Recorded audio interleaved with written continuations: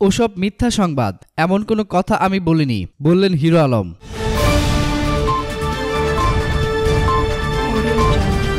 আপাতত সংসদ নির্বাচনের বাইরে কোনো নির্বাচন করার ইচ্ছে নেই বলে জানিয়েছেন আলোচিত অভিনেতা আশরাফুল আলম ওরফে হিরো আলম। তবে সংসদ নির্বাচনে অংশ নেওয়ার ইচ্ছার কথা জানিয়েছেন তিনি।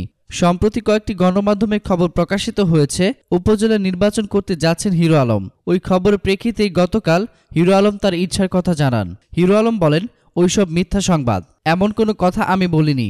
উপজেলা পরিষদ নির্বাচন করার ইচ্ছা নেই, করবও না। সংসদ নির্বাচন করব। কিন্তু গত ৩ জানুয়ারি আমাদের সময় অনলাইনকে দেওয়া সাক্ষাৎকারে হিরো আলমকে প্রশ্ন করা হয়েছিল আগামী মার্চে উপজেলা পরিষদ নির্বাচন হতে যাচ্ছে, ওই নির্বাচন করার ইচ্ছে আছে কিনা। জবাবে হিরো আলম বলেছিলেন, দেখেন, সবকিছু পরিবেশের উপর নির্ভর করবে। পরিবেশ যদি ভালো হয় তাহলে নির্বাচনে আসব, আর যদি ভালো না হয় তাহলে নির্বাচনে যাব না। একাদশ জাতীয় সংসদ নির্বাচনে বগুড়া ৪ আসন থেকে স্বতন্ত্র প্রার্থী হিসেবে নির্বাচন করেন হিরো আলম। কিন্তু ভোটের দিন সকালে হামলা, মারধর ও এজেন্ট বের করে দেওয়া সহ একাধিক অভিযোগে নির্বাচন বর্জন করেন তিনি। ভোট গণনা শেষে জানা যায়, নিজ আসনে সিংহ প্রতীকে ভোট পেয়েছেন ৬৩৮টি। মোট ভোটের ১/৮ না পাওয়ার কারণে জামানত হারিয়েছেন হিরো আলম। ওই আসনে মোট ১,২৬,৭২২ ভোট পেয়ে বিজয়ী হয়েছেন বিএনপি প্রার্থী মোশাররফ হোসেন। এতক্ষণ ফ্রিকি নিউজের সঙ্গে থাকার জন্য আপনাদের সবাইকে ধন্যবাদ।